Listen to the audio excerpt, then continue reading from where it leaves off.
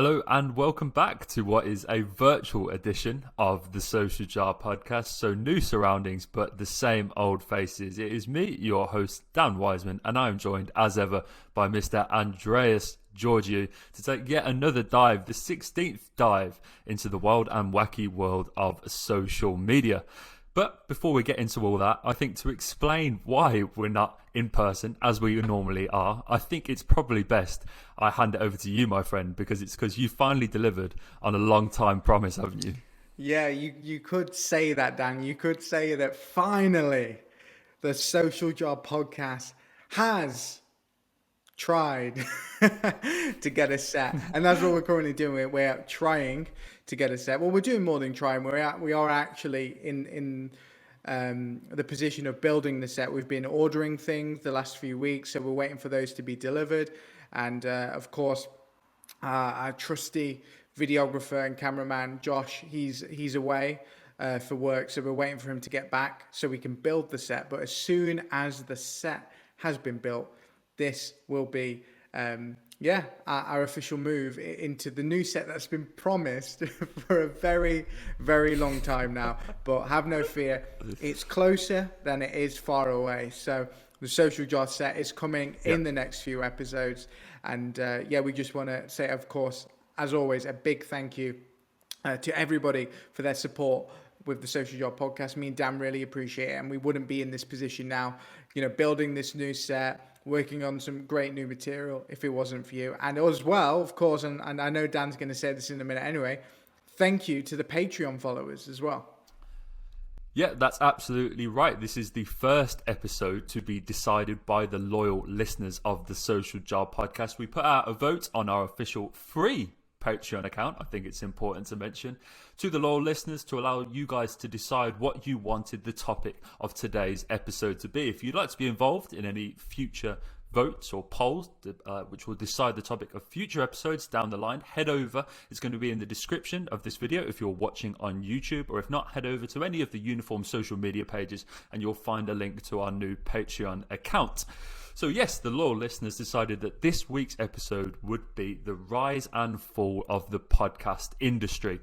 And when we say rise and fall, I think it's important to preface before we get into this, Andreas, that when we say fall, I think we mean the potential fall, because we'd like to talk today. Well, we've got a podcast, Yes, I hope this isn't the end of our days here. We've only done 16 episodes, so... This one's definitely on the rise. But we do face, and I think the podcast industry as a whole faces a new challenger in the form of the live audio industry, which has come to the fore in recent years. It's going to be a very interesting episode, as are they all, on the Social Job podcast. So subscribe wherever you're listening. If you enjoy today's episode, drop us a comment, drop us a tweet. We'd love to get involved, and we love hearing from new listeners as well. So let's waste no more time, mate. Let's get into it. The rise and fall of the podcast industry.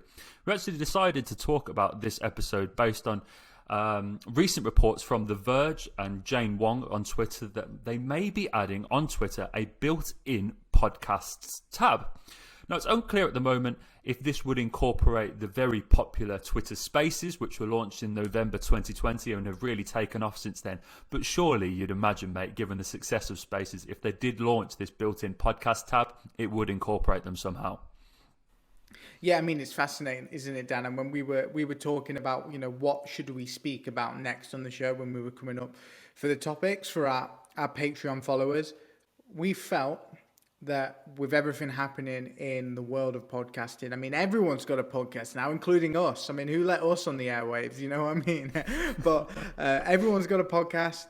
However, the industry trends are moving in a slightly different direction, and this live audio space, like Twitter Spaces, as you mentioned, Clubhouse, Spotify Green Rooms, this interactive element that live rooms give fans and give users on the internet is potentially a massive benefit over a traditional podcast, which of course is like we're doing now. We record this in good time, we edit it, and then we publish it to our fans, and they listen, and then if they want to tell us something after, they come and tell us, but there's no interaction in the moment. And of course, that's the one downside if we're talking about real world, real time with podcasting. That doesn't exist. Live shows have been a big feature, not just in the live audio space, but just take YouTube for example. Live streaming on YouTube has become a very popular thing over the last few years. So in the audio spaces, it's no surprise, like Twitter Spaces,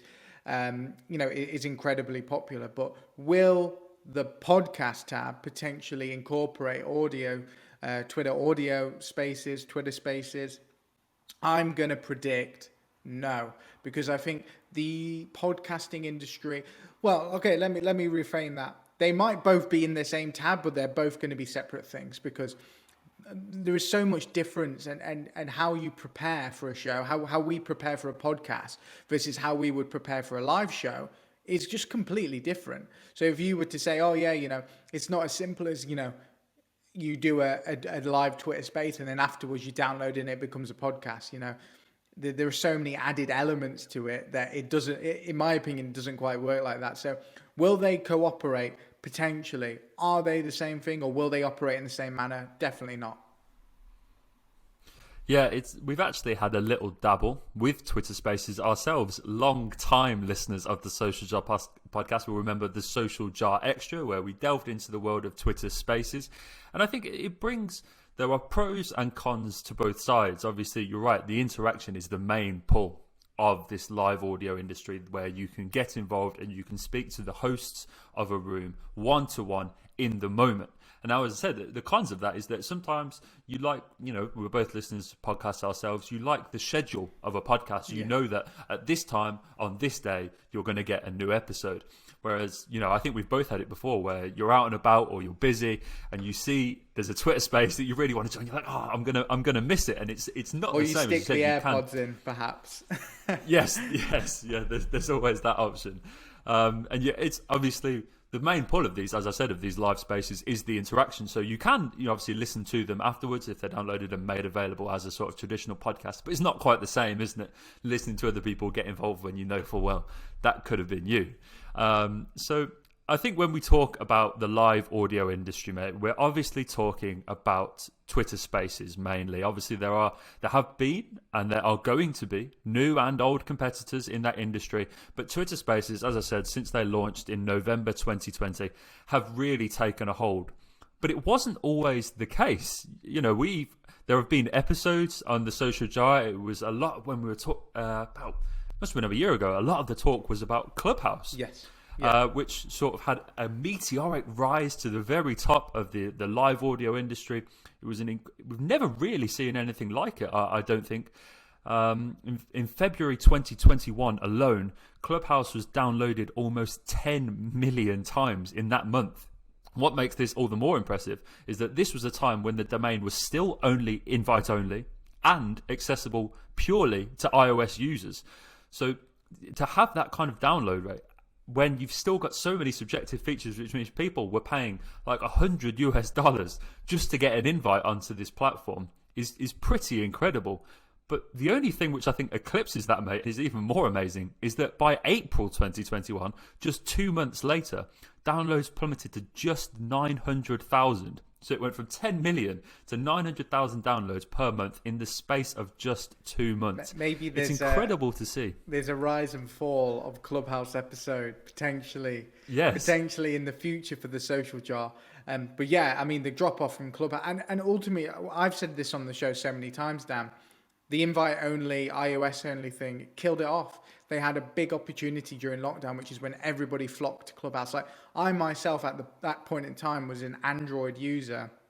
I had to dig my iPhone from the drawer, my old iPhone, to get a Clubhouse account, and it was a pain in the backside, really. And ultimately, why would anybody go out their way who's not in the industry like us to actually, to get a Clubhouse account at the time? Now, obviously, they've opened it up now, and it's available for Android users as well. But too little, too late. But the theory of what they were onto in terms of the live spaces has shaped what we're seeing now with Spotify Green Rooms, with Twitter Spaces. It's the forefather. We wouldn't be where we are without Clubhouse. So definitely, they've still played a massive role in the industry's change. Yeah, 100%, mate. 100%. What's actually perhaps most interesting is that Twitter actually tried to buy Clubhouse in the same year for around $4 billion. Clubhouse rejected that offer, and I imagine they're very disappointed. Yes, they ain't getting that again. No, absolutely, mate. I think there's not. Isn't it's it very Yahoo? interesting. Yahoo had a similar situation, I believe. Yes. Where they refused to sell. I'm going to pull it up real quickly. Hindsight's a wonderful thing, isn't it? Yeah. Here it is. In 1998, Larry Page and Sergey Brin, the founders of Google, approached Yahoo to sell Google for $1 million. Yahoo refused the offer, and we know who's still around. I mean, Yahoo's still around, but I don't Yahoo anything, and I certainly don't have a Yahoo email. No. People did back a day, but yeah, maybe they can join that club of people that feel very aggrieved not to have accepted some very attractive offers indeed, mate. So yeah, and as I said, $4 billion, and now on the App Store's social media download charts, Clubhouse sits at number 60. That's just below the likes of Hit Me Up and these really bottom of the barrel social media apps. It's incredible to see how Clubhouse has just fallen off the face of the earth, mate. And I think it's testament to Twitter. They timed it really well. I think even as Clubhouse in that summer, they made probably based on the downward trajectory, made the decision to make it accessible to everyone. And despite that, I think because Twitter was so well established, because it already has the massive audience, when they released Twitter Spaces, it felt like curtains pretty much instantly for Clubhouse. It was game over. It was game over straight 100%. away. Because Twitter has that mass audience reach, and is obviously the more people are on Twitter anyway, because they're using Twitter for what its actual function is, which is sharing updates, sharing news, posting videos, photos, etc. So they're already on that platform. You have to think a niche app like Clubhouse, people are only on there because they either want to listen to a space or do a live space. So you're not getting that kind of casual audience, whereas Twitter has that. And obviously, that's a mass pull. And you have to think about it this way as well. There's people established on Twitter who already have millions of followers, and the minute they do, a notification comes out that, so-and-so is doing a live spaces, then, yeah, of course they're going to get more listeners in Clubhouse. So, yeah, it was, once Twitter got on the bandwagon, Dan, it was the beginning of the end. 100%, mate. Curtains. And that's the way it has proved. I mean, down the line, it's incredible to see how Spaces has evolved. It was recently announced that US-based iOS users with more than 10,000 followers can have access now to ticketed Spaces via a new creator dashboard that Twitter are looking to launch. So that'll be very excited to see. Because I think that was the main pull of Clubhouse, wasn't it? Is that it felt very exclusive, and some very high-profile names were hopping on Clubhouse in the peak of lockdown to discuss things. You had the likes of Jeff Bezos, Elon Musk, Oprah Winfrey, some really big names. I remember Drake did one as well. And I think that's the only thing that perhaps Twitter Spaces hasn't quite been able to pull away from Clubhouse is those big names. So I think when you've got these big accounts with, as I said, more than 10,000 followers launching these ticketed paid spaces, do you think that's potentially something you could see return, where the big boys, these A-list celebrities, are returning to the live audio rooms? On Clubhouse or on Twitter Spaces? On Twitter Spaces, this is. Yeah, absolutely. I mean, ticketed rooms is actually quite a good idea if you break it down to its core, which is basically an exclusive audio-only experience. Imagine somebody like a Liam Gallagher saying, I'm going to do an exclusive 20, 30 people only live Q&A in a ticketed space. I could see that selling very, very well. So I think I really like the model behind it. And like you say, it's amplified by the fact that these people already have a big audience on social media platforms such as Twitter. So yeah, I think that's probably the biggest worry, isn't it, Dan? We're looking at all these amazing new features that live spaces have, and you're looking at podcasts, and it's starting to feel a little bit like, color television and black and white in terms of the leaps and the leaps and bounds and the benefits of actually doing something as a live space as opposed to a recorded podcast. Yeah, 100%. I think it's important to preface that the podcast industry as a whole is still on a very tidy upwards trajectory. I mean, it's estimated to be worth around $94.8 billion by 2028.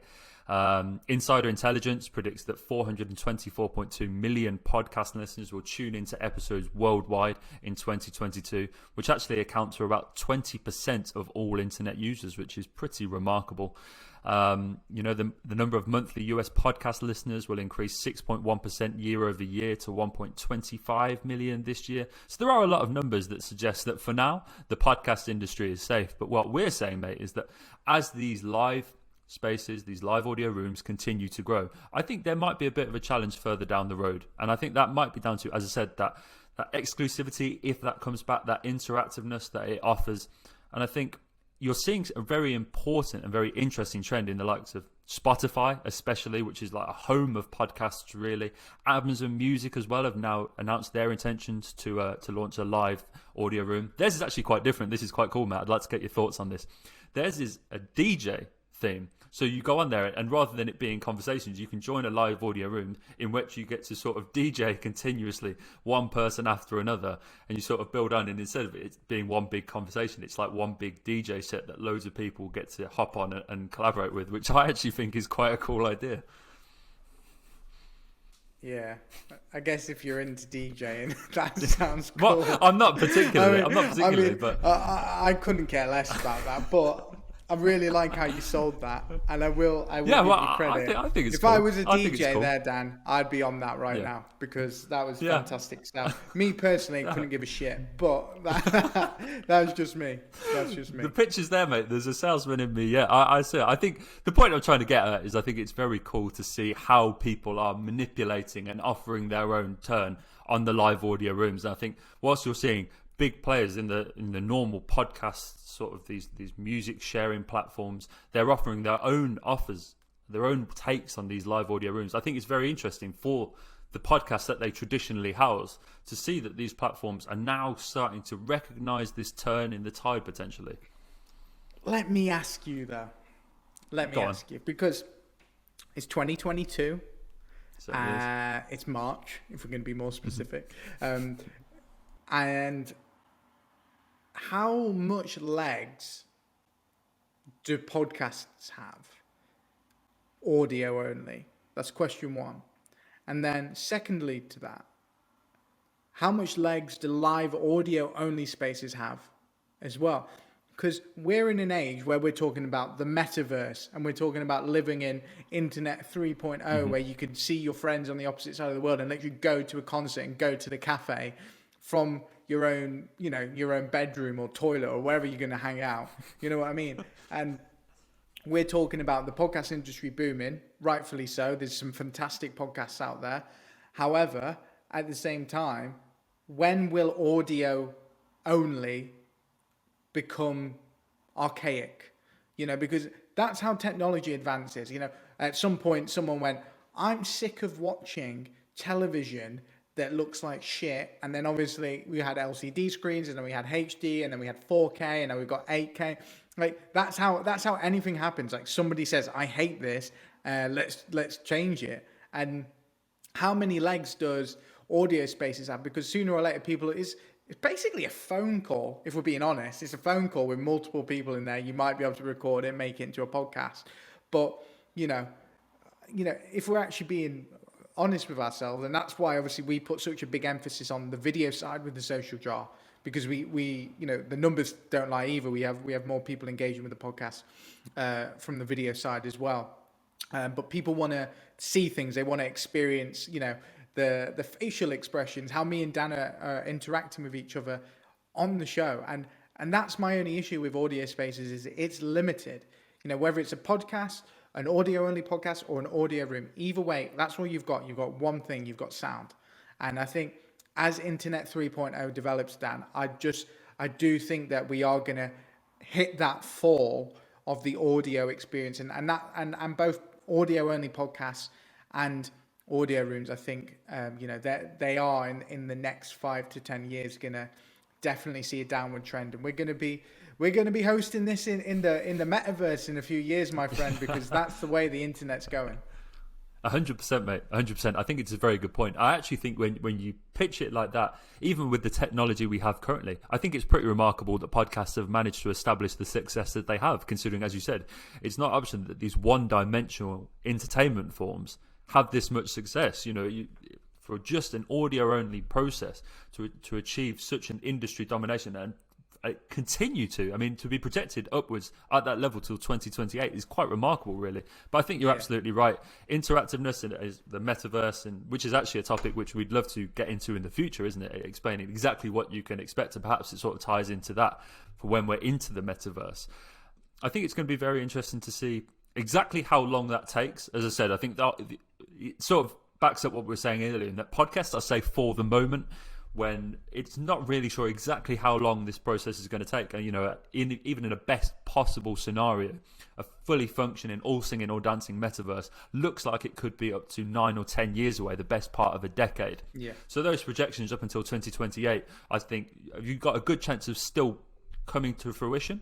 But after that, it's going to be very interesting. I think when you look at, you're already starting to see, when you look at the success of Twitch, of live streaming, which is essentially, obviously a lot of people go there to watch their favorite gamers on Twitch do their thing, but a lot of them is just to have that sort of podcast-ish experience where you have a conversation and it's sort of a bit of an open mic and you can engage with them. And I think perhaps you're starting to see, as you said, we experience better numbers on the video than we do on the audio. Perhaps you're already starting to see that starting to take place.